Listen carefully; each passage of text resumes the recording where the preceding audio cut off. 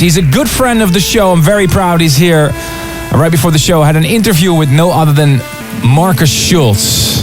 Ladies and gentlemen, a true friend, showcasing his brand new album, Scream.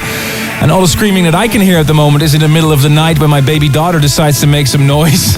So I had to check this album out, and I must say, amazing work, Markus. What is the story behind the album title?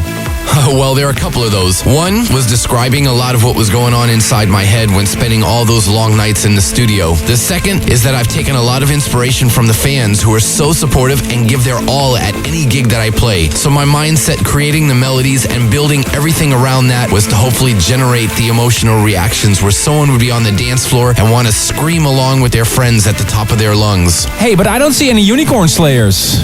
You know, this whole Unicorn Slayer thing is incredible, really. It's not a marketing gimmick. I didn't come up with it myself or have some management team suddenly don it on me. It was someone on Twitter who referred to my style as being the Unicorn Slayer. I thought it was kind of fun and simply retweeted it, and the whole thing just grew from there. It's probably the best example of something that has gone viral and taken on a life of its own. I played an extended set at Avalon in LA a few weeks ago, and I kid you not, they had a full-sized unicorn at the front of the club.